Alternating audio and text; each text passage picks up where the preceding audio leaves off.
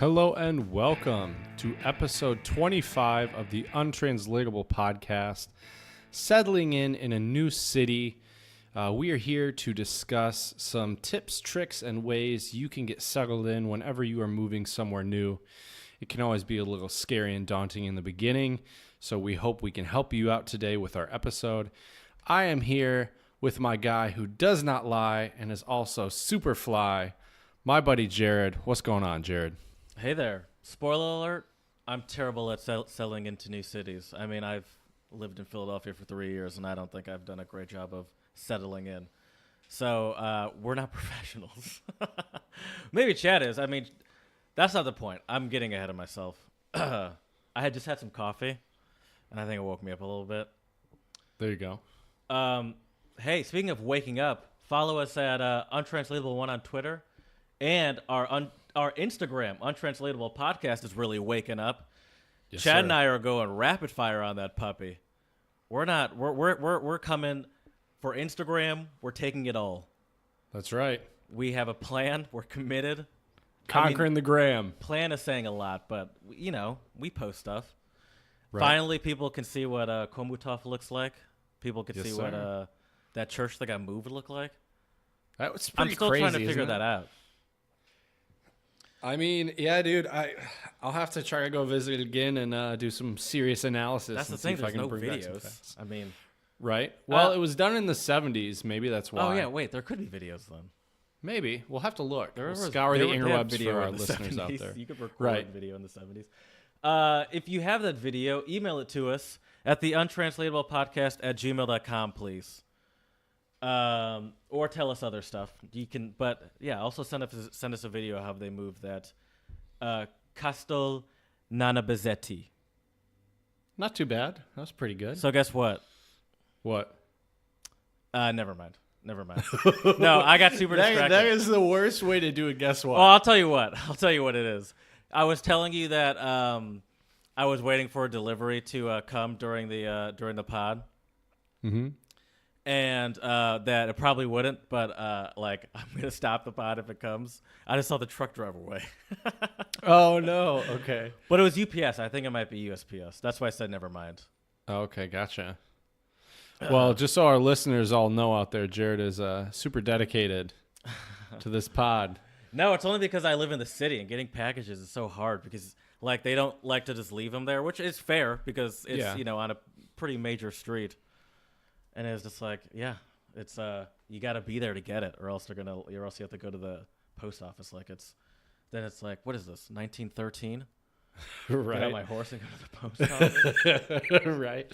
Actually, dude, it was crazy in my orientation. Speaking of post offices, they told us if we send anything through customs to always set the value under $20, because what happens is if you send anything that the value is over $20, you actually have to go to the customs office in Prague. So I have to get on a bus for an hour and 45 minutes and then wait in line and talk to these, customs officers to pick up my package, and my check is definitely not good enough yet where I could even do that probably. But I gotta say, man, Google Translate has saved my life a couple times. I had a teacher come into my office the other day, and she wants to teach me Czech, and it was the coolest thing, dude. Did she just offer it to you? Well, so my mentor had mentioned that she wanted to I told my mentor early on in our email correspondence, I wanted to find like a Czech conversation partner where they can teach me Czech. I'll teach them English and, kind of do that. That's And cool. so she literally came in, I kid you not, dude, with a piece of paper, and she used Google Translate, but it was fine. Hello. It translated it fine. And on the one side, it was all in English, and it said, I want to teach you Czech. I've already, borrowed a book for you to use. What does she teach at the school? She's actually not a teacher. I believe she's an accountant, believe it or not.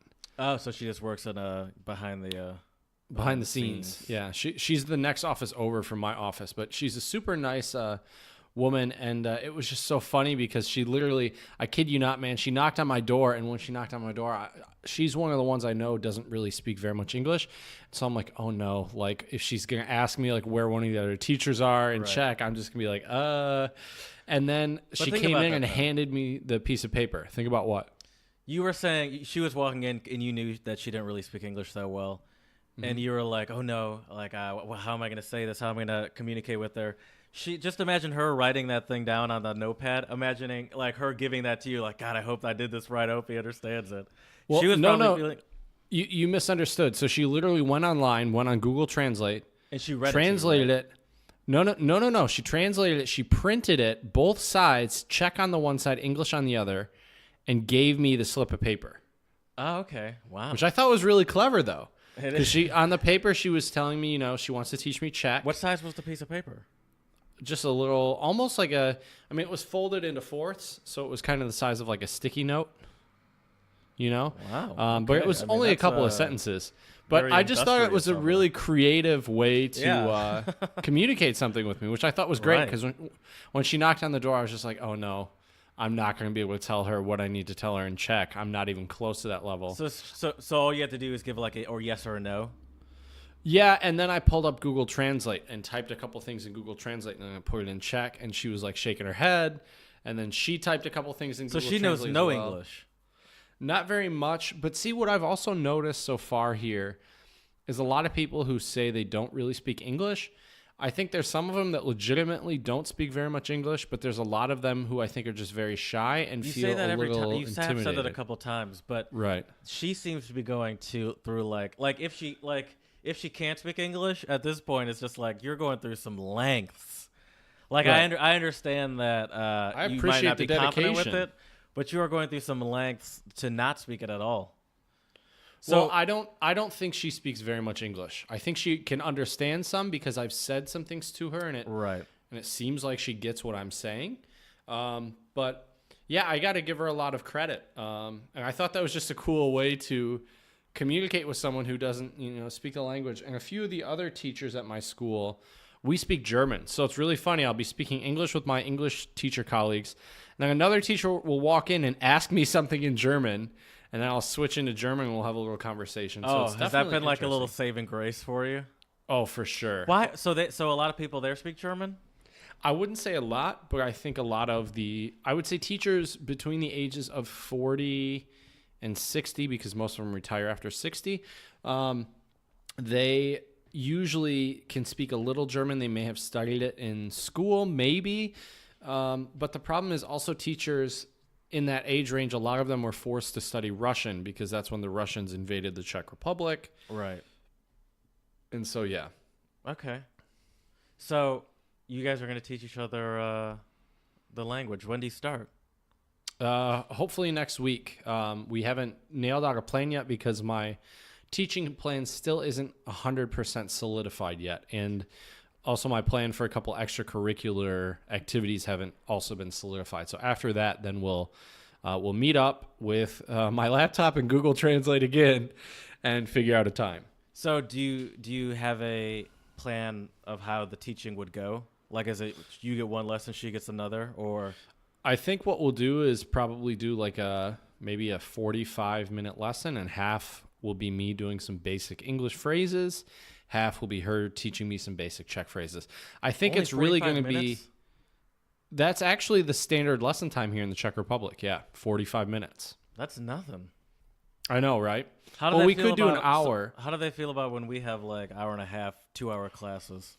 I told my colleagues over the summer, I was Torturous? basically, yeah, I told my colleagues that I was teaching a class over the summer that was 120 minutes, so 2 hours. And you should have seen the look on their faces, man. Like, I've they had a couldn't 3-hour believe it. class before. Oh, me too. I mean, all of my graduate seminars were 3 hours. Yeah. Every single one of them. I mean, people's jaws dropped when I tell them I listen to like 3-hour podcasts, though. Right. And I'm like, yeah, it's just what happens when you have a lot of free time. Exactly. Exactly. But yeah, so enough about me though, man. What's been going on with you? How's piano and everything been going? Piano's been going good. I'm trying to practice more. I've been getting lazy. I'd said I'd been getting lazy a little bit, but I think I have been. I want to get a new piano. Mm-hmm. I've been looking online for, like, I always randomly look on Craigslist. Like, I saw a good one yesterday, but it was like 2 hours away. I was like, it's not that good. I don't feel like driving 2 hours to get it. Right. Can you fit that in your car? Not a piano, a keyboard I can, though. Oh, okay. Gotcha. I've been looking at both. I kind of prefer a keyboard because I don't know if I could really like. My piano teacher was convincing me that I could have a piano in my place, but I don't know if I could. It might be a little too loud. Okay. Plus, you got to worry about tuning it, right? Transporting it, right. Yeah. I'd have to at least move it to my place, and I obviously you have to do that professionally. I can't just get a U-Haul and do it myself. Right. I'll fly over from the Czech Republic to Philly, and we'll just carry this piano. So she said that her aunt or something, she's kind of older, so her aunt is probably much older, is trying to get rid of a piano, and she'd get rid of it for like $200. And I was like, all right, I might be willing to pay to have a mover move it if the piano's $200. But she's like, all right, well, she told me about this a while ago, so let me see if it's still for sale. It wasn't still for sale. I was like, all right, thanks. So,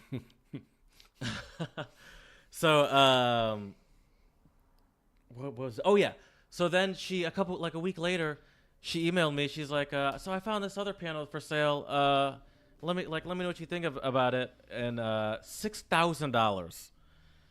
And I was like, wow. And I was like, just yeah, pocket no, it's change. a little out of my. She's like, I'm not sure if it's out of your price range or not. She had that in the email too. It's like, yeah, just a little out of the price range. She also mentioned that maybe they'd offer a payment plan, and I was like, I'm not trying to get a loan. Like, what do you? This is not. You're not my financial advisor, and for a good reason. Because these are not good recommendations you're giving. I'm not gonna do a payment plan, but it was a nice piano. I mean, I was like, yeah. I would hope so for $6,000. Although I'm sure that's really cheap in the grand scheme of like how much a piano really costs. I played a recital a year or two ago. Guess how much the piano was? Just guess. Probably $100,000. No, it was more. Yeah. 300,000. 380 grand. Wow, almost 400,000. It was like a recreation, and I believe it was on sale. Excuse me. It was that was the original price. It was on sale for like $315, I believe. Oh, no biggie. But pocket change. But and I remember like there were kids at this recital too, and one of the parents was like, just said to the kid, "This costs more than our house." Right. But apparently it was. I don't remember exactly what it was called because this was like a year or two ago. But it was like a recreation of some famous classical pianist piano. Like it was like apparently like a recreation using the same like wood and all this crazy stuff. Oh, cool. Okay. So it seemed like it was worth it, but you looked like I literally did a double take. I was like, is that trying to figure out first? I was like, wow, only 3,000, 30,000. I was like, I was like, what? That's crazy. But yeah. Do you? I could literally, with that amount of money, I could build a house, small house, put a recording studio in it. Yeah. Buy a bunch of really nice electric guitars, acoustic guitars, whatever. Yeah. And still probably have some left over. Yes. For that one piano. I mean, not that much. I don't think you'd have that much left over. Well, you know I'm a budget shopper, so I'd make it work. But yeah, that's crazy though, dude. That is so By the wild. way, that what you just said there explains like the mentality of why most people that win the lottery end up broke a couple years later. Right. That was the exact mentality. All I'm going to do is buy this, a small couple guitars, a recording studio. And by then, I'd probably still have plenty to last me from there. I was like, yeah, maybe $2,000. Right. Look in the bank account, and it's like, I thought there would be more zeros on that. Weird. Oh, that's great. That went quick. But yeah, you could definitely live comfortably for a couple of years. Right. I remember at our alma mater, Albion College, we had, as you know, Jared, but our listeners probably don't. I used to work in the music department, and I studied music. And so we had this really nice Blüthner piano, which was from Germany, I'm pretty sure. I know that the company is German. And I thought they said that this piano that they rented was crazy expensive. Blüthner. Uh-huh. Yeah. Are you looking it up? I don't even know what the model was, but it was a beautiful piano. And I mean, I'm no like piano aficionado, but that thing sounded amazing. I believe it. The keys is what really felt amazing for me when I was using that $300,000 piano. Like the keys had like this amazing weight to it. I almost was a little disappointed that like I hadn't practiced in anything. I'd never played in anything close to that nice before because I feel like it took some getting used to that I didn't. Oh, for have. sure. Oh, for sure. That would throw you off, especially. I mean, I've only dabbled in a little bit of piano and keyboard because I had to for my music major. But like playing a keyboard that doesn't have weighted keys versus weighted keys, and then I used to mess around on the grand piano we had in like the jazz band rehearsal room, and dude, it's night and day. And I think even like the better quality, just that I don't know what the right piano term is, but in guitar we'd like kind of call it the action. Just it feels way different, It's like I have a weighted keyboard now, but it's not a great one. But then I don't always, but every now and again when I'm like, in piano practice and I'm trying to, especially you notice a lot when you're doing like dynamics and stuff like that, obviously. Right. And sometimes some weird like finger motions. That's like, man, I'm just like it takes some getting used to even to play on her like normal upright piano in her house. But then even stepping from her upright piano to that thing, I was like, this is a whole different level of action. Like it took a little bit more like force. But because of the more force, you could play like you could play like a quieter note easier. I felt interesting. Okay. Because I felt like with that more force, you had more control.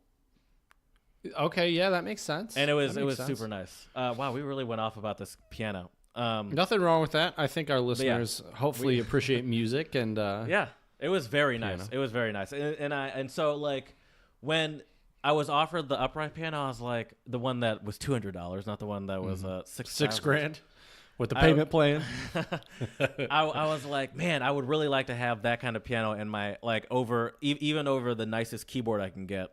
Because it's just gonna be so much. It's gonna be so much nicer. And you can do more with the dynamics of an upright piano versus a keyboard, without a doubt. Yeah, even with the nicest of keyboards, I think. But who knows? I'm still looking.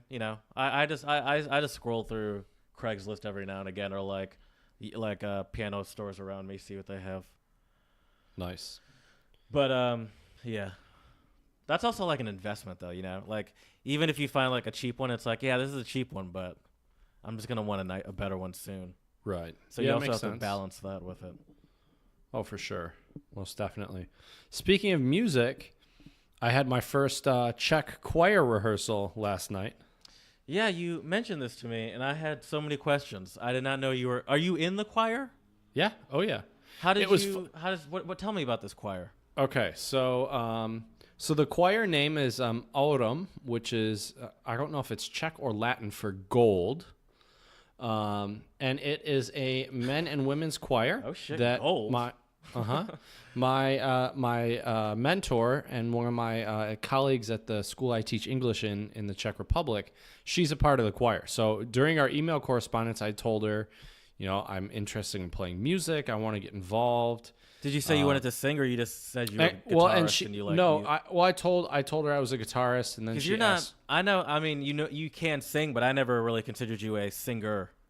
Right. I didn't know you were a singer. Oh, for sure. I would consider myself probably, and maybe this is kind of a weird way to kind of level it or rank it, but I would consider myself a guitarist probably first, a musician second. It should probably be flipped the other way, and I should be a musician first, guitarist second. But what's the difference? Guitarist the difference I think is if you're like, when I think of myself as either a guitarist or a musician, I think of I associate music with guitar, right? Whereas I think a musician associates like using the guitar as a vehicle to make the music. That's just part of the music. Exactly. Right. Whereas for me, so more of like a composer-ish brain. Right. Exactly. Than an actual like singular musician on like an instrument's brain. Exactly. And then I would say probably third and definitely last would be singer.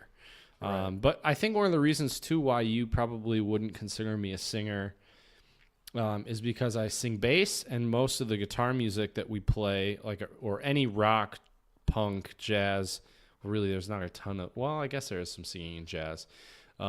It's usually too high for my range.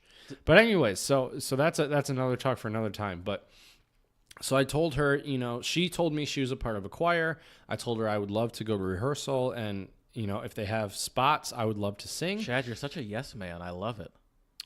We'll get to that when we talk about our main segment as well, about settling in. But yeah, so she invited me to go with her last week, and I was just super tired. So I was like, I got some stuff to do. I'm really tired. Is it cool if I go the following week? And my mentor is a very smart woman, and she said, well, thankfully, I told the choir you were going to be coming this week or next week. So I was like, yes, I don't feel bad for She missing. plans for Chad's flakiness. Exactly. So I went with her, and she said, yeah, you can just take a seat and just listen. And I thought, this is over an hour rehearsal. I'm not just gonna sit and listen. I'm gonna sing. So let these pipes out for a little exactly, walk. Exactly. And thankfully, I sat by the other bass in the choir. So that was really nice. And I didn't know a lot of the words, and a lot of these pieces they had already memorized, so they weren't using the sheet music. So I basically, thankfully, the conductor or the director of the choir, she was doing a really good job of, mouthing the words really clearly. Right. So I pretty much just watched her the whole time and just tried to listen with my right ear because the other bass singer was right next to me on my right. Right. And it worked out pretty well, and it was really funny because we had like a little break in between the rehearsal.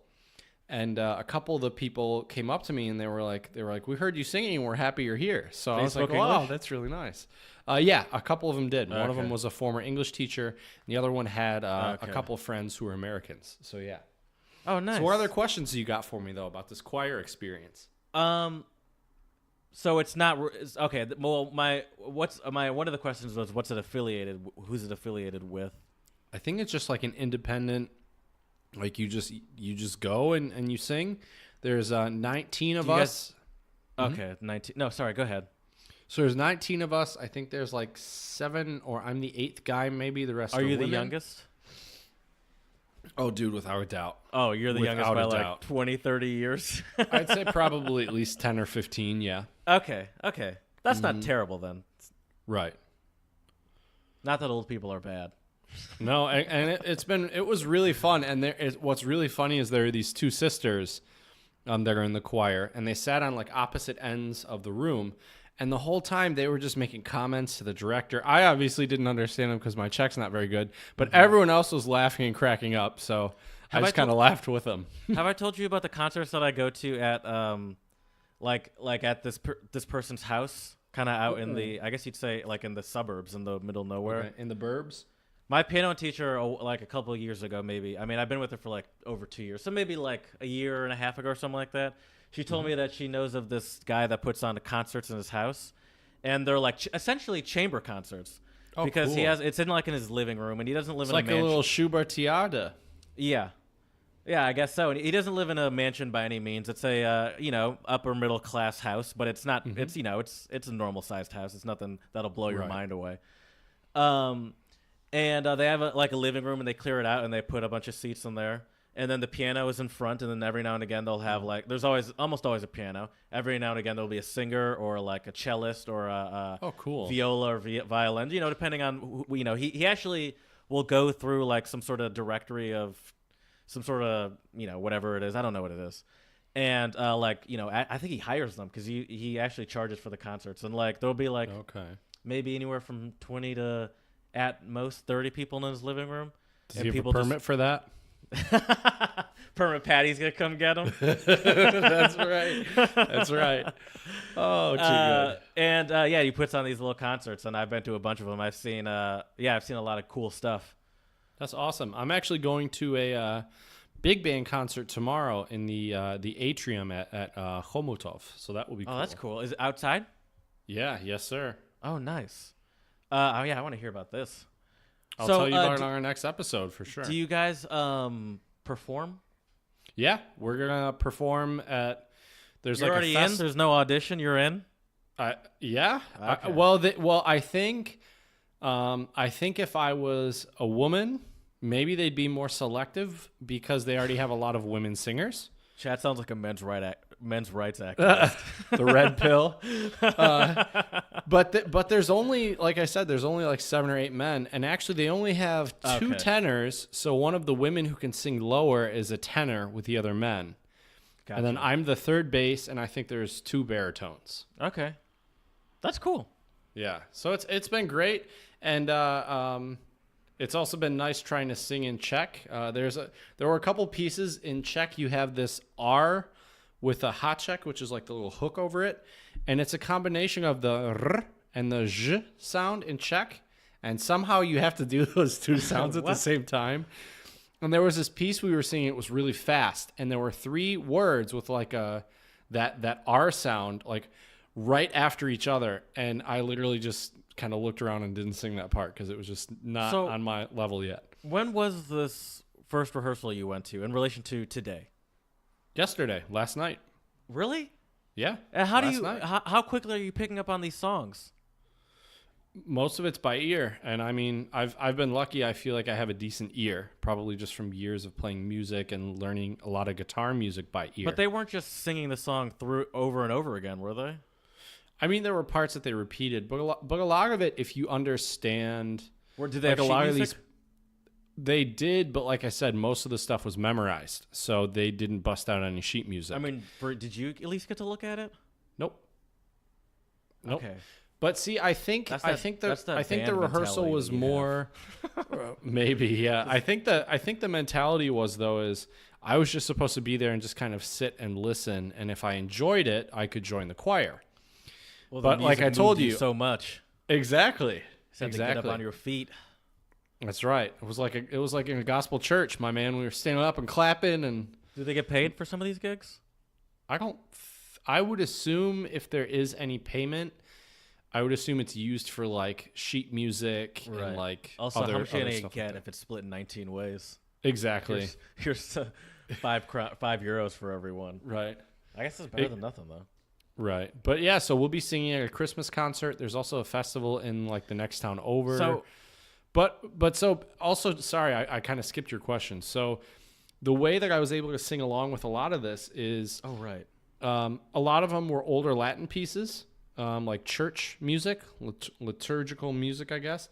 Mm-hmm. And a lot of that stuff, your ear can kind of tell just which way it's going to go, right? You'll hear a chord and, this is going to be the dominant, 5 chord, then resolves to the 1 or things like that. And since I've been learning my little singing piece that I'm learning, I think I mentioned that to you.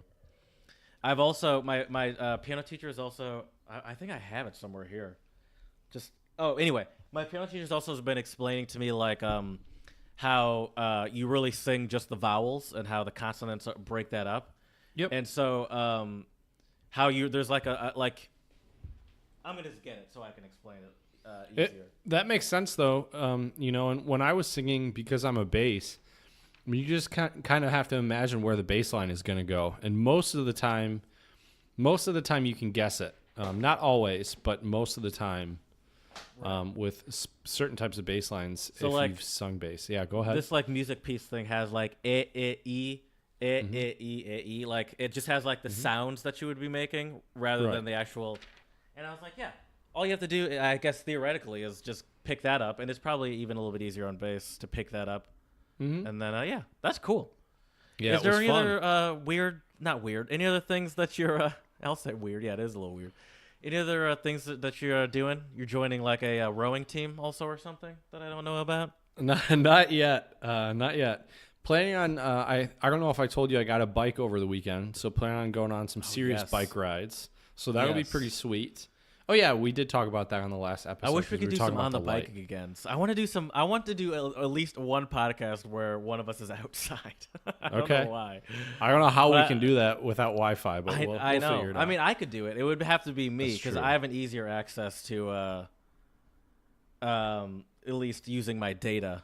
Like you can't just casually FaceTime. No, outside. definitely not. I have unlimited data, so not to brag. Nice. Well, look at you over here, Mr. Unlimited Data. I only got 5 gigs a month, so. Oh, even back in a. Oh, you mean now or right now? Yeah, right now. Yeah. Right. But you were asking any other weird things.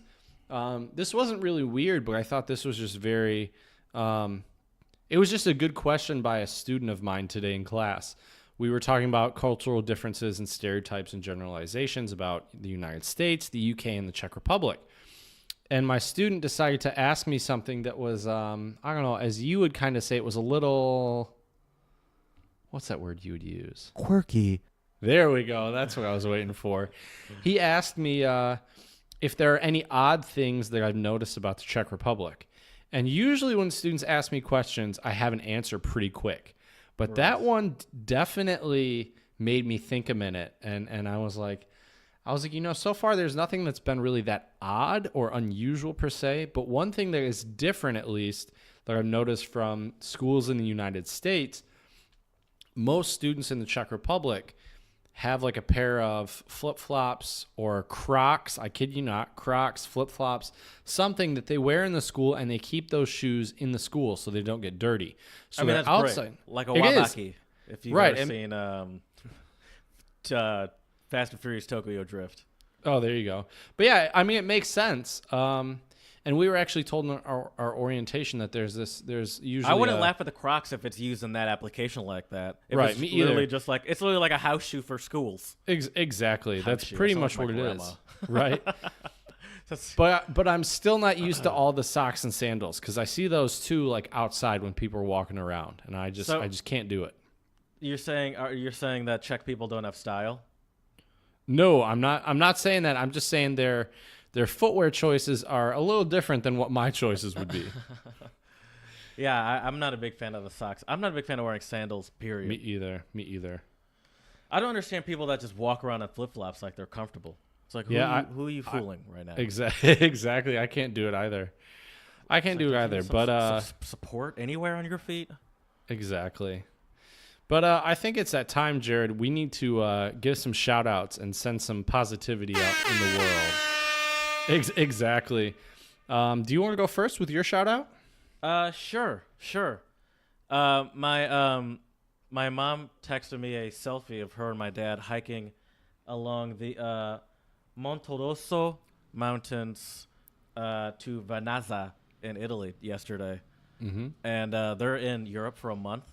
Oh, nice. And a shout out to them for living their best life. And they're both retired. Well, my dad's partially retired, but my mom is.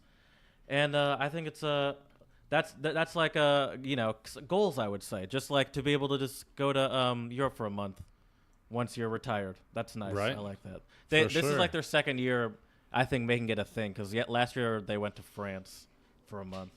Oh, cool. And I think they're they definitely living their best life. Yeah. That's for sure. Well, nice. Well, my shout out is a little heavier than that. I want to give a shout out.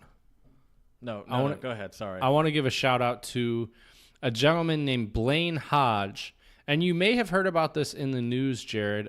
Maybe not, but there was a gentleman who named Blaine Hodge. He's 27, and he defended a woman in a Starbucks, and he got stabbed by this guy with a machete. Ooh, someone was robbing a Starbucks with a machete? No. So what happened was, so Blaine Hodge was in a Starbucks, and this woman ran into the store and basically was like, help me, this guy's going to kill me. I guess it was her boyfriend or something. I don't know, but basically the attacker was trying to come at her with a machete, and this guy jumped in front of her and got stabbed a couple times in the hand and the arm. Thankfully, the assailant, I'm not even going to say his name because he doesn't deserve it. He was arrested and charged with attempted murder, assault with a deadly weapon, and also resisting arrest.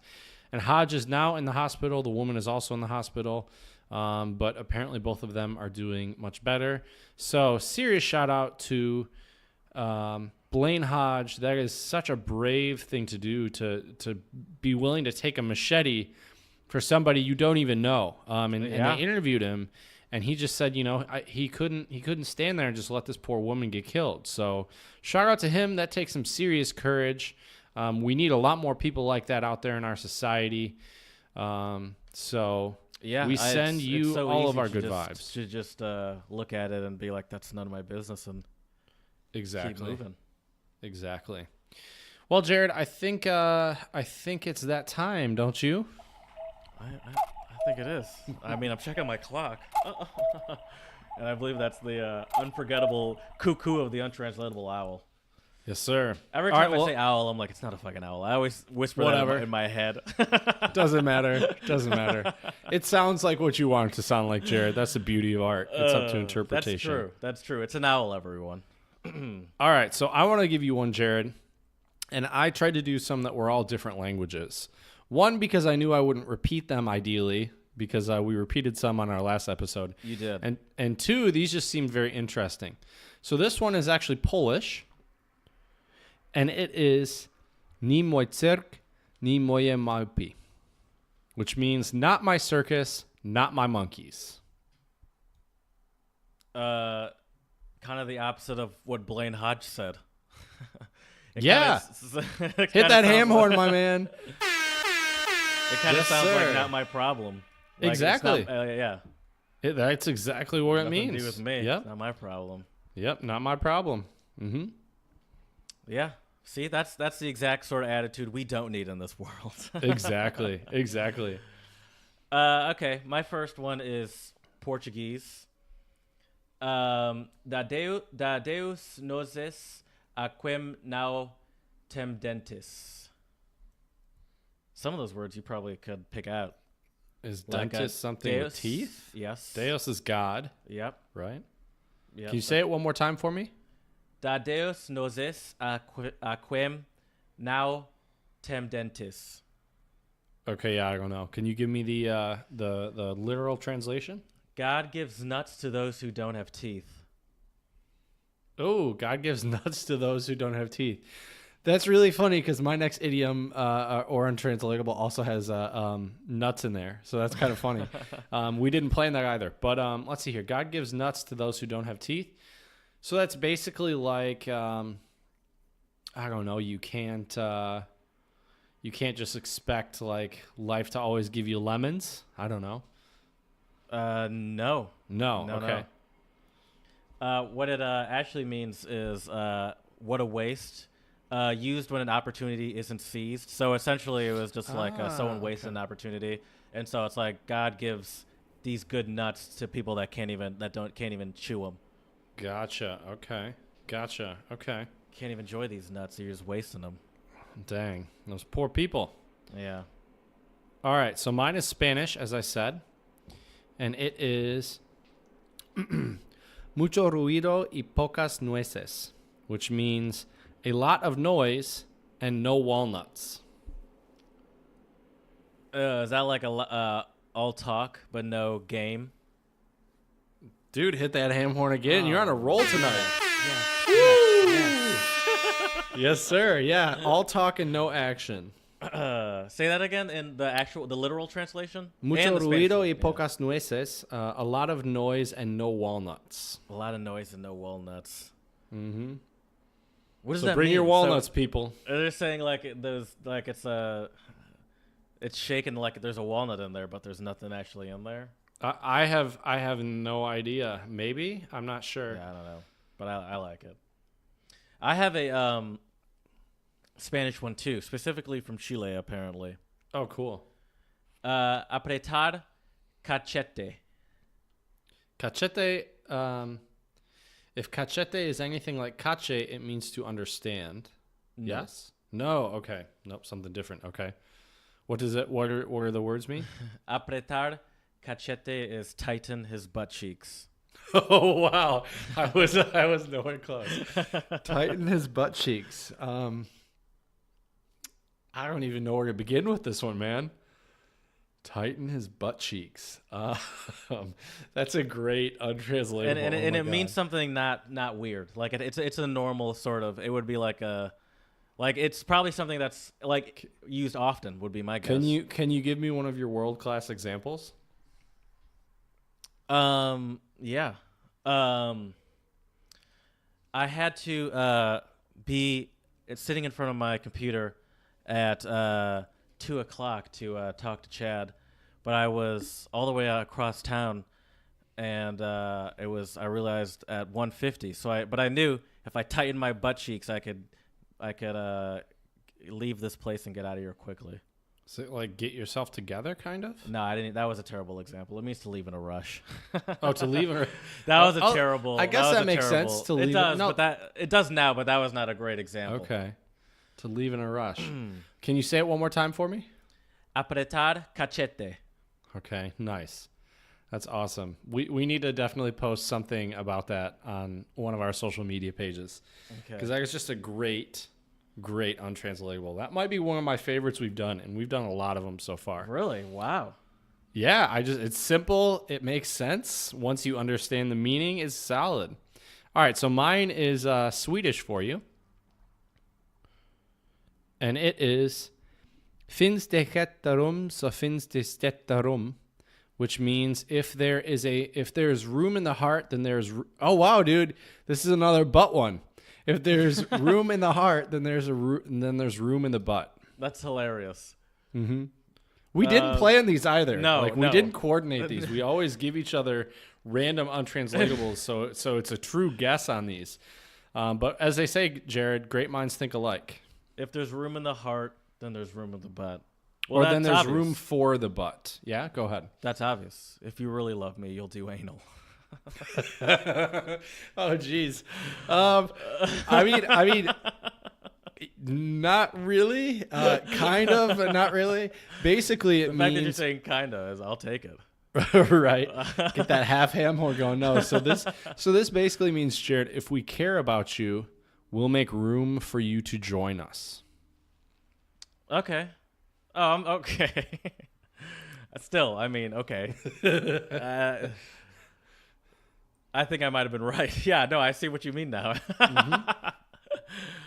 That's So what I said. It's kind of what right. I said could work, because that's saying you could still use for that situation. Maybe. I don't know. We'll have to ask some Swedes about that to make sure. Did you say it was Finnish? No, Swedish. Oh, was the one before that Finnish?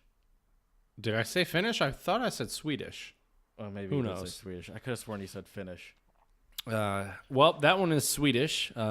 Finns det heta rum så finns det stäta rum. And also the heta rum and stäta rum are pretty similar words, which is kind of cool. But yeah, so those are all my untranslatables. Do you have any extras for us, Jared? I actually have 3 more. I can give you 1 more. Okay. Because this one's just too good. Well, I got 2 that are good. Let me think. 2 that I really like. Let me think. Just give me one, and we can always save the next one for the next episode. I always forget them though. I do need to go back and find some, like, acquire ones that I haven't used before, because I do overpack sometimes. Right. Okay. This one is Farsi, apparently mostly used in Iran. Mm-hmm. And it's Gohe Ziyadi Nakor. Okay. The literal translation is "don't eat a lot of shit." Oh, God. Okay. Can you give me a world-class example? So, like, if you go to, like, a frat party, you'll find 2 drunk dudes maybe, joking around and thinking they're funnier than they are, and start making and then they start, like, kind of roasting each other, and then someone would be like, "Oh yeah, well, you think that blah blah blah." It's like, "Oh yeah, well, your mom is so fat that she eats, I don't know, lard for dessert," and then the dude would be like, "Whoa whoa whoa whoa, don't eat a lot of shit, bro. Don't eat a lot of shit." Okay. So it's like don't step over the line, or like Yeah. Ooh, all right. It means like don't overstep your boundaries. Gotcha. Okay, that's fair. But it's also used for gossip and, like, talking about other people's life. That was too Makes complicated sense. of an example. I don't feel like That makes but sense. it's essentially just don't overstep your boundaries. But they say that it can also be for life and gossip specifically. Interesting. Good to know. Very good to know. Yeah, man. Well, Jared, our main topic of the pod today is settling into a new city. So I think it's time we discuss this a little bit. What do you think? Yeah, I think the first tip for settling in is don't eat a lot of shit. Right? You definitely don't want to be overstepping your boundaries, especially with the new friends you're trying to make, everything Right. else you're trying to do, for sure. What are some, You said you weren't in the very top of the pod. You said you weren't a pro at settling in a new city. No. But I'm sure there have been some things you've done to settle in since you moved to Philly, right? Yeah, of course. Yeah. Yeah, I'm just not. Yeah, no, I mean, yeah, of course there has been. But I think that as far as being good at settling into a new city, I don't think I'm that good at that. Like, I'm not good at establishing like a new friend group in a new city. I'm not good at like for example, since I've been here, I've been saying that I wanted to join like a intramural soccer league. I haven't. You've been in Philly how long now? 2 years? 3. 3, okay. A little over 3, actually. So sorry to interrupt, but what do you think is stopping you from doing some of those things? I don't know. You know, I think it's just like I don't know. I don't think I'm good at like putting myself out there. Like I'm not good at going to like some place and just like striking up conversation with people at random places, because I have this feeling that I'm always annoying people. Okay. And it's like nobody wants to just have some normal. stranger striking up conversation with them. Nobody wants this. Right, but I mean, sometimes that's the only way. And I don't. Yeah, that's true. And I keep like a pretty firm boundary between like work and like I don't have like friends from work. Right.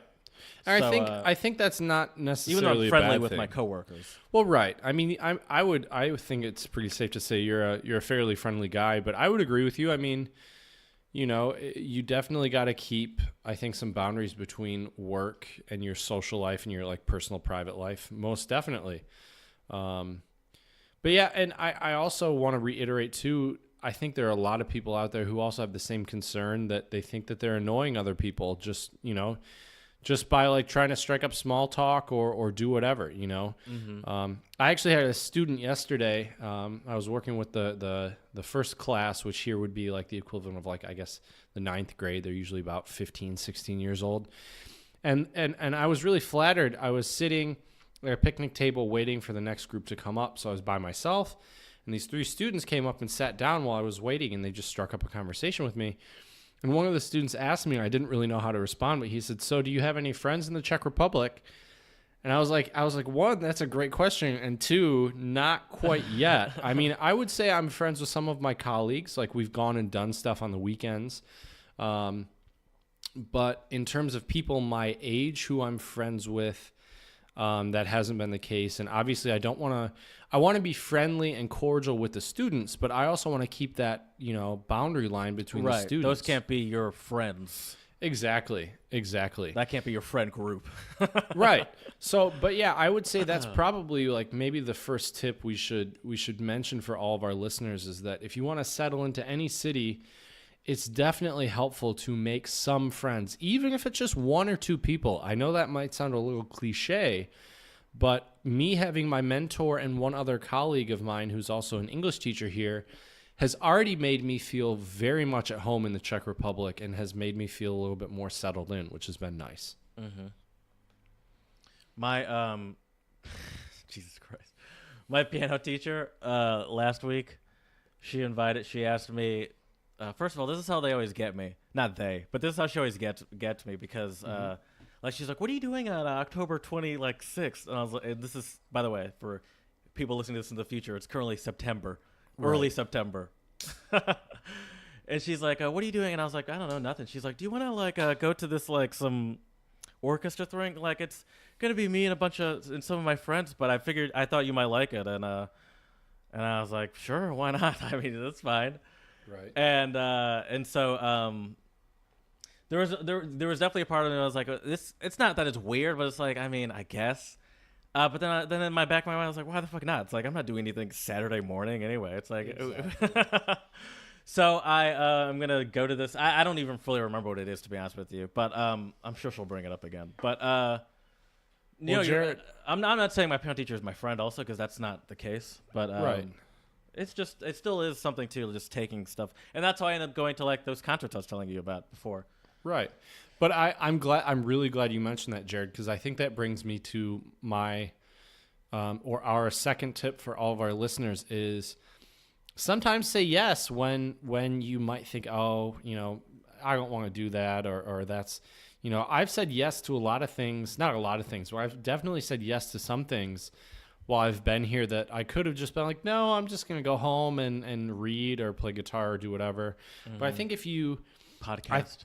right, for sure. Well, I haven't thankfully made any plans during our pod. Because we know that's priority numero uno. But yeah, they just asked, do you want to go do this? Do you want to go do that? And I think the difficult thing is you have to balance, because you have to say, I think in the beginning it's important to say yes quite a bit, even when you may not necessarily always want to. But at the same time, sometimes you should also say no. I'm not saying that you should always say yes, but if they, right when you meet somebody and they invite you out, I would say if they invite you out 3 or 4 times and you say no 3 out of those 4 times, unless you have something planned already, people might not, continue to invite you. Yeah. No, I mean, eventually, yeah, that makes sense. Eventually people will take the hint. It's like, oh, okay, I just think this person just doesn't want to hang out with me, which is a fair assumption to make if you keep saying no. Exactly. But see, and you seem to be, I mean, I've seen you move around before, and you always seem to have no problem making friends. That doesn't seem to be ever a problem for you. Well, thank you. I try. I don't know. I think a lot of it is just, I'm going to be honest with you. This may sound a little childish, but I'm curious. I want to hear people's stories. I want to meet people. I want to have fun. And although over the years, I think I have become more like doing stuff on my own. When I was living in East Lansing, I lived, in my own apartment by myself for quite a while. And in the beginning, I felt really lonely. And I didn't like it. Now I love being able to, just be by myself. I don't know if I can go back to having a roommate at this point. Right. Same here. I mean, unless it's my girlfriend. Right.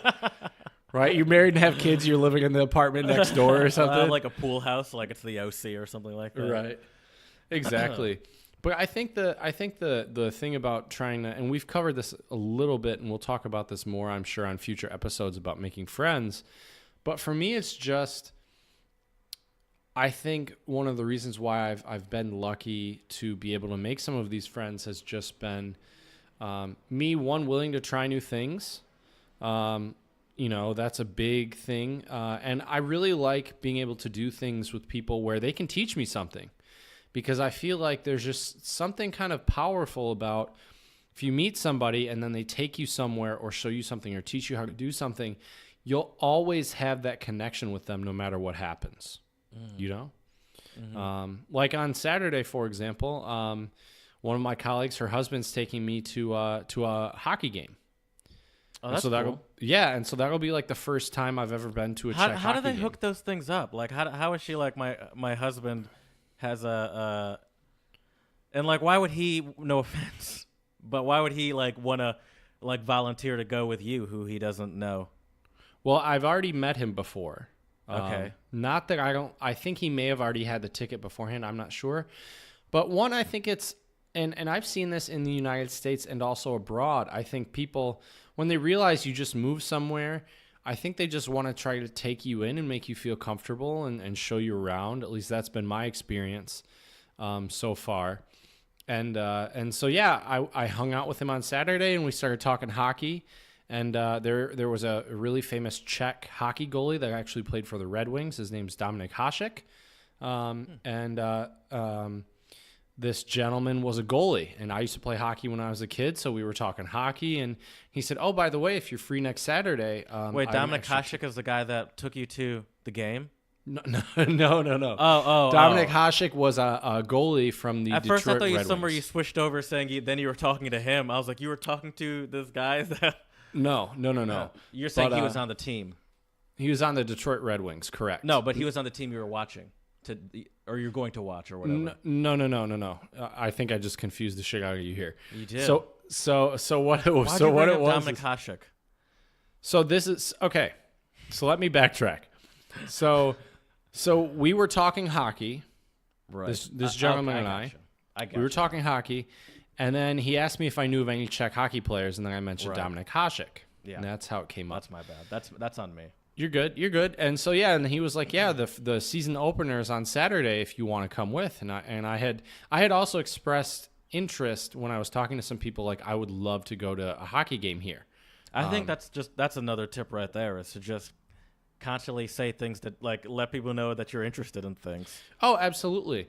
Absolutely. And I've been very fortunate that my colleagues have always said, if you have a completely free afternoon, let us know, and like we're happy to either give you some suggestions of things you could do, or maybe take you somewhere. Just go to a nice little cafe and sit down and have a nice little conversation. Wow. And like tomorrow night, as I told you, I'm going to that big band concert. I'm super excited. Mm-hmm. So I think this proves that. I mean, we were talking about like the culture of the Czech people, and we started by saying that they get this they get a bad rep, like reputation for being standoffish. But I think you just have to you just have to settle in a little bit. Get to know them a little bit. Well, I think you have to also, whenever you move anywhere, I don't care if it's domestically, internationally, don't eat you your have own to shit, be or whatever it was. What? Don't eat your own shit. Is that what it was? Exactly. Don't eat your own shit. Don't eat too much shit is what it was. I love how you're telling me and I have it right in front of me. Right. Don't eat a lot of shit. That's what it was. Oh, there you go. There you go. But the other thing, too, is you got to be interested in their culture, Yes. Like, if I didn't care about Czech culture, I'm sure it would be way more difficult for me to make friends and do things. And I've had a lot of Czechs so far ask me, what are my thoughts about it? Do I like it here? What do I dislike? Things like that. And what do you dislike? So far, there hasn't really been anything, to be honest with you, man. But I will also say I'm still in the, as they say, when you move anywhere, there's a little bit of culture shock, and I'm still in the honeymoon phase, I would say. Mm-hmm. So that's why. That. Exactly. Have you met your neighbors? Is that a thing? Meeting neighbors? I've met the landlady, who's really nice, but as Jeff mentioned on one of our episodes, we got in the elevator with her one time, and she's this very, very talkative woman, and she's just going on and in Czech, and we just have no idea what she's saying, and we're just shaking our heads and like smiling, nod and smile. But my other neighbors around me I haven't met just yet. I know the person across the apartment complex from me, or like right across the hall, they have dogs, because every morning when I leave to go to school, they bark. But okay. Do they sound like big dogs? Oh yeah, they do. They definitely do. Okay. But yeah, another thing though that I think is very important whenever you want to settle in is you got to take your time. Right? So and everybody, taking time could be different for everybody. For you, maybe it's going to be 4 years, my man. Maybe it's 4 years, and then I'm going to really start hitting my stride in year 5. Exactly. Whereas for me, it usually takes me about 2 to 3 weeks, and this is my 3rd week in the Czech Republic, and I feel fairly settled in. I'm comfortable in my apartment. I know where things are in my town. I know how to get around the school. I know a lot of the students now. I know most of the teachers. So it's been really nice, but for some people it might take them longer than 2 to 3 weeks, and that's totally fine, Yeah, 2 to 3 weeks, 4 to 6 years. Exactly. It's what difference does it make? Another thing that I think is important for that is having a third spot to go to that's not your work or apartment, like a coffee shop or something like that. Do you have what's the city like? I mean, do you have anything like that? Or like a park maybe, or something like that? That's a great question. Ask me in like 2 weeks when I actually can ride my bike around more. Okay. But there's this one spot we visited last night right before choir rehearsal that I think is definitely going to become my third place for sure. But I agree with you. I think that third place that's not your apartment, that's not your work. It's really, really important to have, just because it gives you like a whole different sense of mind. I feel like Mm-hmm. Do you have a third? Do you have a third place? What's yours? No, it's this room that I'm in right now. Okay, that's fair. As I said, I'm terrible at settling it. What time do you get off of work? Depends on the day. So most days I should be done around 3 or 4. Okay. And most days I'll be starting at 8 or 9. No, it's not too bad. Mm-hmm. Do you have like classes all day long? Usually like I'll office hours have or something? usually I'll have tops about 4 lessons a day, somewhere around there. 4 lessons a day, and then I think 3 to 4 days a week I'm going to offer some type of extracurricular, Like just a club? yeah. I'm going to do an English club. Oh, that's awesome. Yeah, so that'll be a lot of join. fun, right? Dude, I can Skype me in. I can Skype you in. I'm not even kidding. I can Be Skype like you the teacher from Ned's Declassified. in. Right. Right. Yeah. By the way, no one that listens to us probably understood that reference. Probably not, but that's okay. I don't know if that's really worth explaining, but yeah, I mean, so I don't know though. That's a good question about that third place. Yeah, I've been lucky though too that like my schedule hasn't been too grueling, to the point where it's caused me very much stress. Like, to be honest with you, man, so far this job has been really stress free, which I think has helped me settle in a lot faster. I think if I was really worried about a lot of things, it might, You'd take be a little obsessing longer. over that more than enjoying yourself and getting to know where you're. Exactly.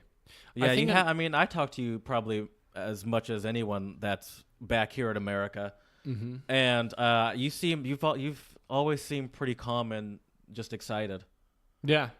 The only time I'm not excited, as you know, is when I like travel. Right. Yeah. Right. That's the only time. But since I'm a tourist, still salty about And luckily, I get you either before or after, not during the travel. that. Exactly. But I do gotta say, man, I like traveling with you because we do tend to balance each other out a little bit. Right. Thank you. I like. Well. Maybe not balance each other out, but like you seem way more laid back about things, Yeah. and I'm usually a little more, worried about. I'm a warrior. All our listeners know fairly well by now I'm a warrior. I have though, like my buddy Don. He used to. We've traveled together before, and he always used to be like, yo, you think we should leave for the airport? And he'd be like, all right, fine, I'll leave it up to you. He'd be like, but our plane leaves, and he's like, it's fine. And I was like, okay. and then I'm the master of getting to your gate like 5 minutes before they start boarding. See, I would have an aneurysm if I did that. I don't really do it for international flights. I have, but that's a little bit harder to time. That's risky. But like for a domestic flight, because you don't know what's gonna happen at customs and all that stuff. Mm-hmm. But like on a domestic flight, I'm the master of getting there like as they start boarding, and people don't like it. But I've yet to miss a flight. Right. Another thing too. Speaking of like traveling and keeping calm, I think whenever you settle in somewhere, it is important to try not to panic or freak out. I think it's normal to sometimes like feel down or feel lost or feel isolated or lonely. But I think if you can just accept it for what it is, instead of like causing yourself more stress, that will definitely make everything easier and you'll be more comfortable settling in, Mm-hmm. Because I could easily stress, be like, oh no, I don't speak Czech good enough yet. Oh no, I don't know what all these words in the grocery store mean. I can't read these food menus. What happens if this happens? You just can't worry about the little things. So that is there any app or any that you downloaded to make your time there easier? That you're like, no. Oh my God, Jared, we're just on a roll here. That was my next thing, was to talk about get the right apps. Really? Yeah, seriously. What is happening today? It's almost like we're co-hosts of a podcast or something weird. I feel like people don't realize how little preparation we do with each other. Right, we just kind of prepare our own stuff and go with it. But this is way more serendipitous than people might think. For sure. But hey, kudos to us. Right. But yeah, so the apps I have a conversion app, because I'm still not, I know most of the time if I see, it'll be this many Czech crowns, this is how much it'll cost in dollars, because I've still been using like my American bank account while I've been here and like taking just cash out of the ATM. So that's been a helpful app, like a currency app. I think is smart. Do you know what the exchange rate is? Usually it's about one US dollar is usually about 22 Czech crowns, somewhere around there. Okay. Let me. Yeah, let me do it that way. Because I'm, yeah. Yeah, that should be about right. It's about exactly 22 crowns because it's 22.01. So Yep. So $1 is 22 crowns. That's easy enough. Mm-hmm. Yeah. But I guess it does get a little complicated when it's like, like 60,000 crowns, and you're like 60,000, 22. Exactly. I asked the guy the other day how much a house costs in the Czech Republic, and he's like, well, depending on where you live, it can be anywhere from 1 million to 3 million crowns. Yeah. And so 1 million crowns, I did the math, and it's somewhere around, I think, $46,000. Okay. Somewhere around there. So a currency app if you're moving abroad where they obviously use a different currency. I have a couple different transportation apps on my phone. Like which what? have been Do they use Uber or Lyft over there? I haven't tried it, actually. I don't even have Uber or Lyft on my Czech phone. I'll have to download it and see. I doubt it because it seems like, at least I know in Germany they didn't want to have Uber and Lyft because they thought it was really detrimental to like the taxi business there. I believe it was banned from London, wasn't it? Just a year or so ago? Could be, yeah, could be. But you're in a relatively small city, I would say. Right. Oh, for sure, without a doubt. And I don't really need it now that I have a bike, and most places I can get to by foot. They do have Uber in Komatov, though. Really? Okay. Interesting. All right. It looks like they do, yeah. Huh. Okay. The other apps that I have... That doesn't mean they're plentiful, though, I guess. Right. And it might be expensive. I don't know. Right. But the other apps I have on my phone are obviously a Czech to English dictionary. Also, Google has this awesome translate app now where you can literally hold your phone up to text and it will translate it like real time. It's not perfect yet, but it's pretty good. Like I've gone to a couple restaurants where they didn't have any English menus, and so I used that and I was able to figure out what most things were. You can take a picture of stuff? No, you literally hold your phone up to the text, and if you keep it still, it will translate it for you. With your camera? Yeah. Mm-hmm. Okay. And you're not taking a picture, but it's using the camera. Right. And you can take a picture of it, and then if you highlight certain lines, it'll translate the lines you highlight. Yeah, technology's crazy, man. There's also but it only has to be so perfect, especially when you're dealing with like food at a restaurant. Exactly. The other app I have too is I have like a kind of like a Grubhub or an Uber Eats. What do they call it? Chesky Eats? No, it's I think it's what is it? It's a good name. Let me look. I think it's like Dame Yidlo. Did you use the Googles to find these apps? With Dame Yidlo, it was I went online to try to order a pizza, which I think I told you that story. I don't know if I told it on the pod, but so I ordered a pizza, and because I was feeling lazy one night, so I just had a pizza delivered. Also, dude, for the pizza delivery, it cost me $5, including tip. That's not bad at all. Yeah, $5. And so that's not how much the pizza cost. It was pizza plus there was pizza plus a delivery fee plus I gave the guy all that was $5. Yep, $5 for them to make a pizza, put it in someone's car, drive it to your apartment, and give it to you. Yep, $5. Yes, but I noticed in the Czech Republic. So in Germany and Austria, when I've had food delivered, they'll walk it usually up to your apartment, right? You buzz them in, they walk it up. Here in the Czech Republic, you actually go downstairs and grab it. And I don't live in an apartment like that anymore, but when I did, I went down and grabbed it as well. Okay. Every now and again, like I had like open my door to run out and grab it, and they'd be like right there, I'd be like, oh shit, hello. Right. But yeah, I do that too. Yeah. So that's another app I have. To come up, like bring your lazy ass up to my place. Right. So yeah, I'm trying to think any other apps I have that I use. That's pretty much it. Chesky Grinder. Haven't been using that. But yeah, so those are usually the apps I would use. Did you get any apps when you moved to Philly? Or no, just kind of your usual? But like, let me think. I'm looking now. But I think the answer would be no because moving from Philly to from Michigan to Philly, we're generally using the same apps that they use in Michigan, you know? Right. You know what Makes I mean? sense. Yeah, domestically, it's a little different. Another Yeah. important app, though, I think all of our listeners should be aware of when they move somewhere new is definitely have some type of mapping app where it's Google Maps, or if you have an iPhone, just the Maps course. on there. That has The iPhone definitely Maps been a suck, by the way. saver. What? The iPhone maps suck. Download Really? Google You don't like Maps. them? No, I never use them. I always use them. That's I either interesting. use Waze or Google Maps. Okay. Interesting. Although, to be fair, whenever I use Google Maps for walking, I often realize that I'm walking the wrong distance after like 5 minutes. Right. I'm like, huh. Oh, wait, That's the same with me with the iPhone app for completely sure. completely wrong direction. Okay. Right. Another thing, though, too, that I would suggest for all of our listeners is figure out important events and certain dates in your towns or Yes. cities.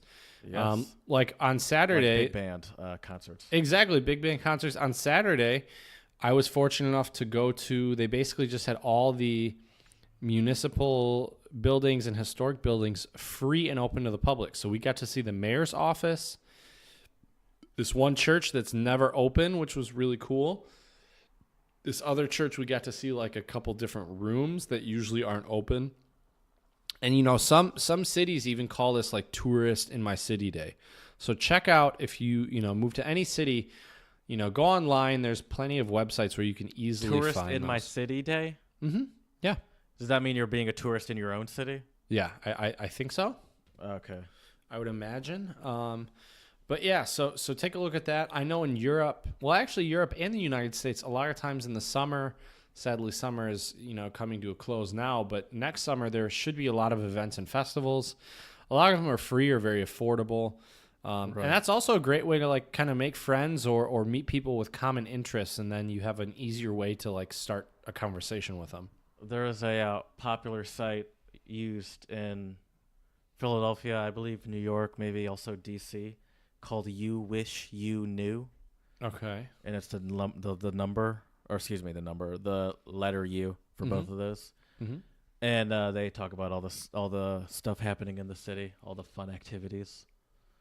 Yeah, I think that's really important. Another thing too is get involved in some type of extracurricular, which is why I wanted to do the choir. And also, See, that's the thing. Yeah. All of my extracurriculars, like I enjoy mountain biking, I play piano, they're all independent. Yeah, they're all singular activities, or with my 60-plus-year-old piano teacher. Right. Well, Jared, you got to go join that soccer team, man. Blast in some goals for me. Yeah, I really should. Every day I hold off on that. I could just get worse and worse at soccer, though. Right. Yeah. So I mean, that's what I'm trying to do. I really want to meet some other musicians here and start to like do some jam sessions. I think that'd be fun. How do you find that? How do you do that? I mean, so my school is a technical school, and right across the street is the music school. Oh, So that's convenient. You just go walk in. Just gonna walk in with a guitar, playing Freebird, and see what happens. No. What are you gonna do? I'm still curious. I'm hoping to just meet some people who, once again, it's all about who you know. Meet some people who know some people at the music school. One of my colleagues, actually, her ex-husband is the headmaster at the music school. Okay. So, Okay. yeah. So we'll see. I mean, It's funny how our anxieties flip like that. Like I'd be like you'd be like, oh, I'm just gonna meet someone who knows someone, and then I'll get into the music school. And then yet at the airport, you're afraid because I'm waiting until the last minute to leave. Right, And I'm cool as a right. cucumber. And now I hear about this. I'm like, what? No, this isn't how this works. It's not this easy. Right. Right. Different strokes for different folks. What can I say? Yeah, I mean, for me, it's just you gotta kind of use those connections and network. I have something I've been wanting to ask you for a while. Oh, nice. Shoot. What do you do for lunch? Pack lunch or buy it somewhere? Once again, this is a way I've been trying to settle into my town. Is I go to the local lunch cafeteria. So it's where. Okay. So originally, it used to only be students and teachers could go, but now it's open to the entire community. So, Community as in like the whole town, just strangers? whole town can go Okay. and get lunch there, and Is it's that really just a way to make some more cashish? Probably. I don't know. Okay. I mean, the food's not too bad. I mean, it's not like a 5-star restaurant or something, but I mean, it's good. It's really affordable.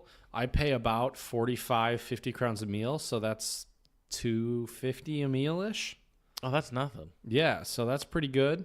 There's always, so in the Czech Republic, it's very common you eat soup before every meal, so there's always a fresh soup, then a main entree. What kind of soup we talking? Any noodles in the soup? Or is today, it just some... today I had lentil soup. It was really good. Love lentil soup. A couple other days there have been like chicken and rice, chicken noodle, potato soup with. Oh, like so they some vary veggies. it. It's not like some. Oh, it's not the like, same soup Czech every broth. single day. Right. No. No, it's pretty good. And so, but that's been nice. Like today I sat with 2 teachers.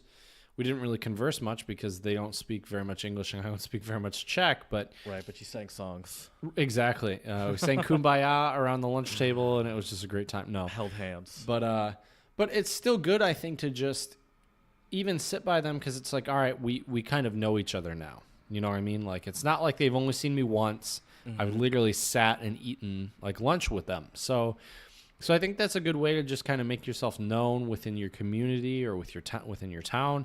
Obviously, it's different in a city because, you know, there's just way more people. But, I mean, Right. even in a city, though, I think if you continuously go to similar places, you'll start to see similar faces. So, that rhymed. It did. I didn't do that on purpose, but just kind of rolled off the tongue. Oh, like, What did can you I write say? that down? I didn't. I should have, but I didn't. So I guess one of my questions was for you was, do you have any goals? But I think that's been answered. I mean, What are my goals, Jared? you're out Can here you living recap it? life. Some of your goals are to get into the music scene, find some people to play music with. Mm-hmm. Another one of your goals is to try to say no to no more than like 25% of the things that you're asked at a maximum. Ideally, make it a 99% rule. Right. Now I'm just talking to myself. That's all right. Our listeners need it too. And get on that bike and get out there. Oh, definitely. That's without another a one. doubt. I think that's important Did I to miss get anything? settled in. No, I think you hit the nail on the head. Yeah, you got to just be willing to get out of your comfort zone and explore, but also, like you said, find that third space where you can also kind of get in your comfort zone, you know? Are you one to say go to like a local bar by yourself on some night, any night? It doesn't matter what it is, I guess. You know, I used to do that in Germany and Austria a lot. Here, I'm a little more apprehensive to do that just because my Czech's not very good just yet. I think it'd be a great way for me to like boost my Czech a lot if I did it. But right now, I worry about like going to a bar and then like, I guess in some bars in the Czech Republic, like certain tables are kind of like not reserved, but like that's like where the regulars will sit. And I'm worried I'm gonna like sit there. An episode of Friends? Right. I'm worried I'm gonna like sit there and then somebody's gonna come up to me and just like say a bunch of stuff to me in Czech, and I'm gonna be like, hey. So we'll see. Give me a couple more weeks when I can get more Czech under my belt, and I'm sure I'll be more willing to do that for sure. Right. All right. I mean, and clearly there's no rush for that because you've got a lot of stuff going on. Right. Yeah, and going to the bar we're getting too old for that, Jared. It's one of my least of my worries. One more thing. Do you think you have like a daily routine down? Because that is one thing I like about settling in is having not even a daily. Excuse me. I take back daily. Just Weekly a routine. Or just a routine period. Yes and no. I would say the only thing right now that's routine is like my meal times are usually pretty consistent. Usually I eat around 12 or 1. Usually I have dinner around in between 5 and 7. That's pretty constant.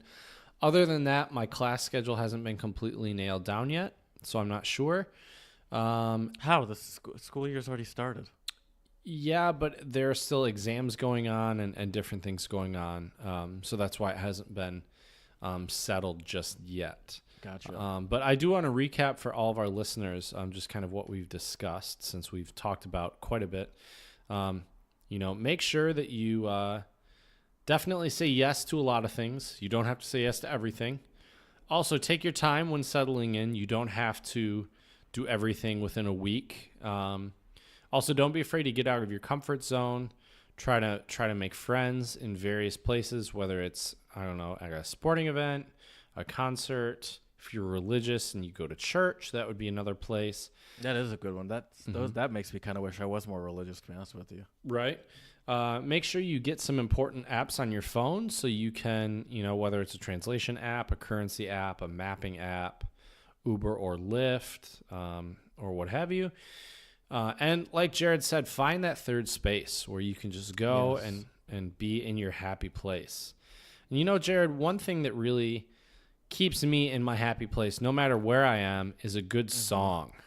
Yes, I agree. Sorry, I'm taking a sip of my coffee because it's now cold. Uh-oh. Watch out. I agree. Did you listen to the song? You did, right? Of course I did. So this song is by a band called Ife. Do you know what Ife means, by the way? I do not. What does it mean? Ooh, cool. I'm glad you don't know what that means. So Ife, apparently it has it's used in Egyptian, but also in Yoruba, which is a Nigerian language. So Ife, right here, the name Ife means love in Egyptian, and it is given only to females with enough gusto to handle it. Ife is a very unique term, and so the person with this name should be treated as such.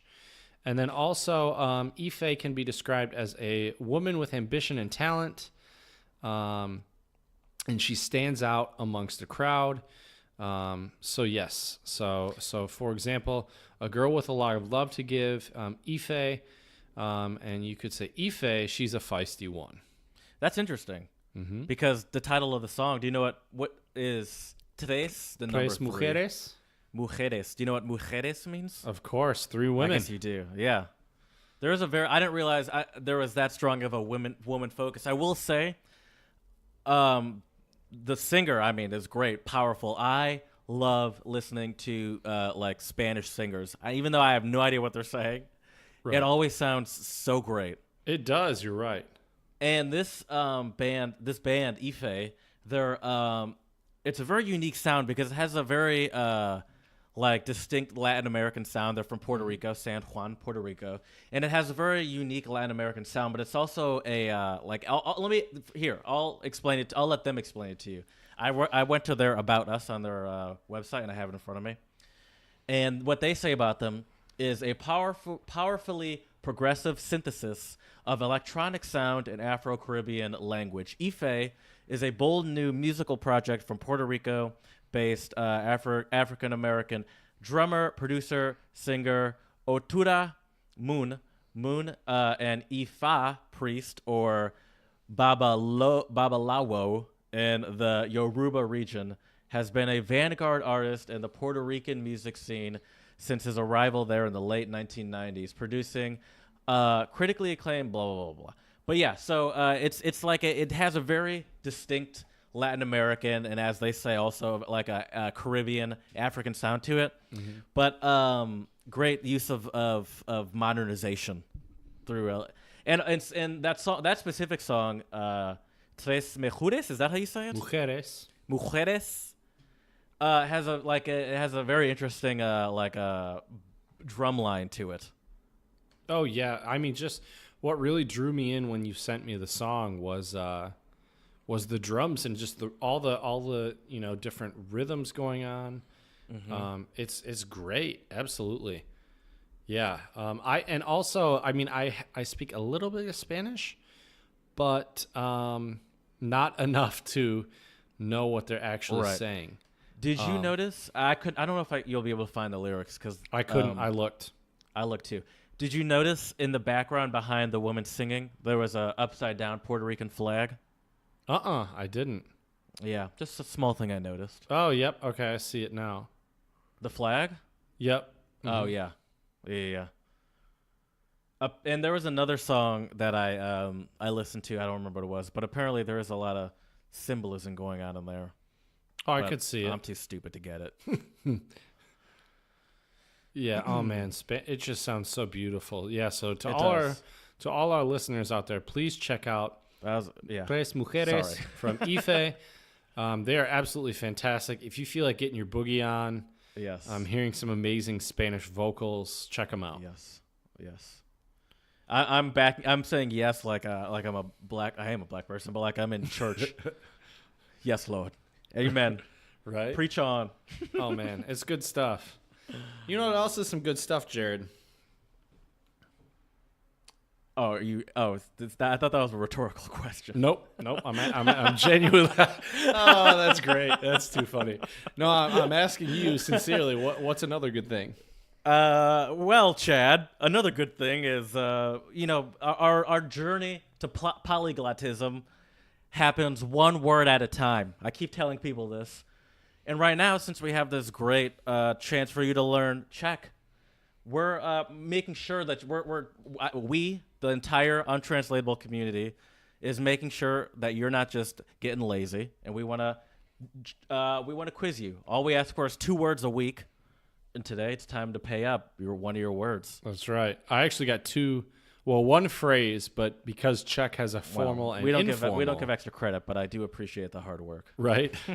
Right. I've been trying to think of words that have been that would be useful to any of our listeners who are traveling to the Czech Republic.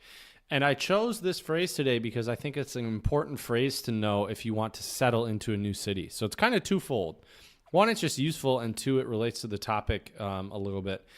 And so my Czech word of the pod, or I guess this case, my phrase of the pod, is the formal is jak se jmenujete, and the informal is jak se jmenuješ. And do you have any guesses, Jared, what that would mean? I'll tell you, jak means, I'm pretty sure it means how. It's either how or what. How are you? Say is is. How is your family? What is your name? Oh. Mm-hmm. Okay. So jak se jmenuješ is the informal and what you would say to someone like your age. And jak se jmenujete would be something you would say to like a boss or someone you don't That's a useful one to know. Mm-hmm. Especially when you're meeting all these new people at work. That's definitely, that one's going to get some use out of it. Oh, yeah, for sure. I have to say, though, still the most useful Czech phrase that I've been using is mluvite anglicky. Do you speak English? Yeah. Well, I appreciate your submission for this week. That is a good one, and I'm going to give you a hezký kluk on that one. Ooh, all right. I like being a hezký kluk. Yeah. A good boy. I'd say that's pretty parada, pretty excellent. Parada. All right, Chad. There You're we really go. forcing these out of me. Right. Well, Jared, as some of our listeners may know, the last couple of episodes I've been a little light, or even just completely lacking on the jokes. So hey! Don't sell yourself short. That death episode was filled with some great jokes. that's true. That is true. Refer back to our Instagram for one of them. Exactly. Well, I got some jokes for you now, Jared. Some of them are not actually. Let's be real. None of these are really related to the topic. But here we go. My first one for you, Jared, is this is kind of a joke, also kind of a riddle. What travels around the world but stays in one corner? In one corner. Mm-hmm.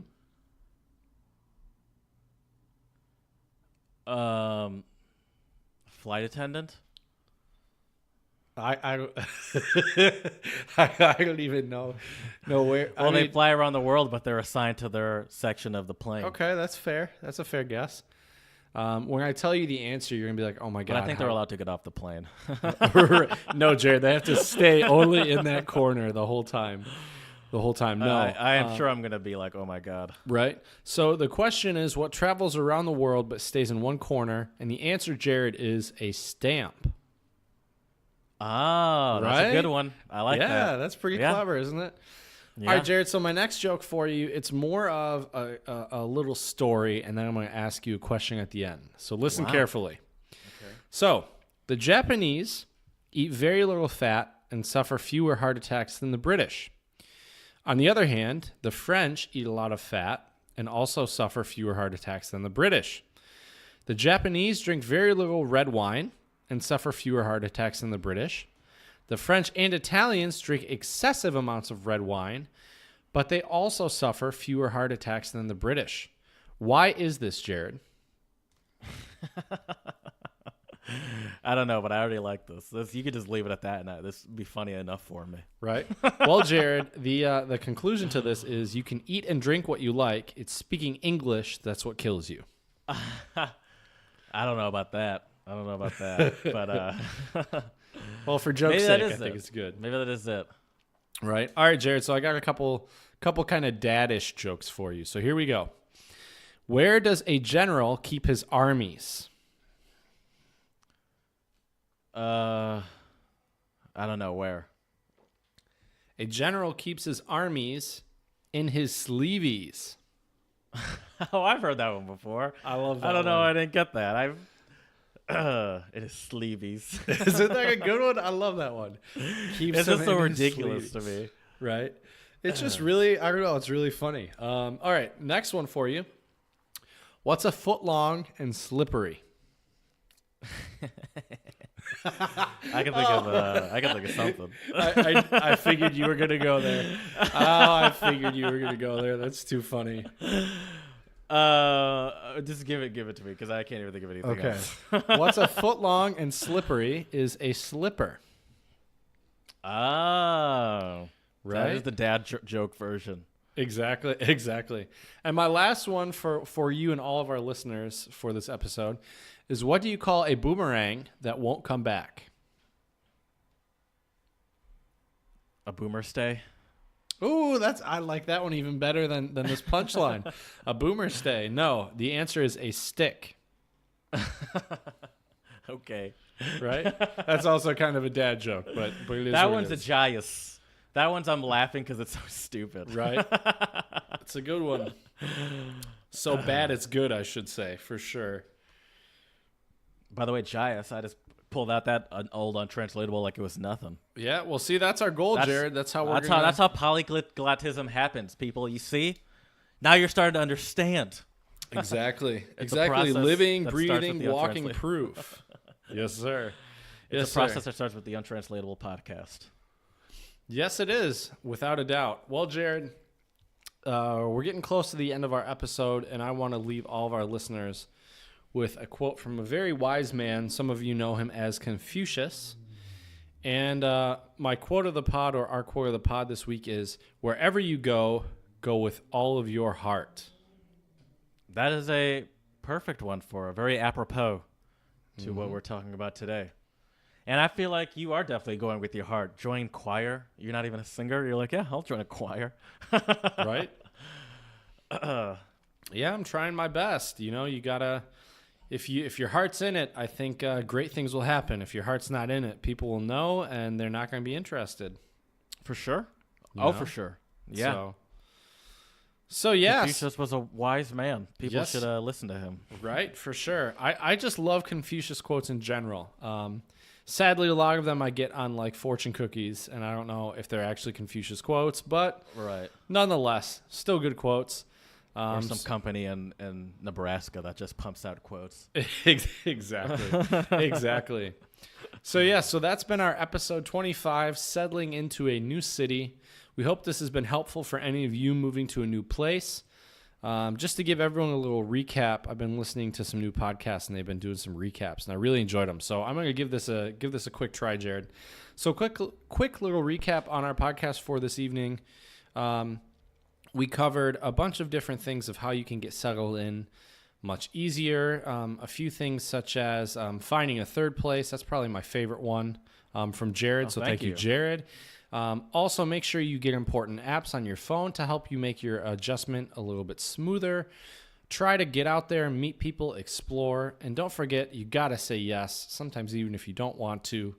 Going So to some sort of performance in the morning with my piano teacher and her other 60-plus-year-old friends in a couple of weeks.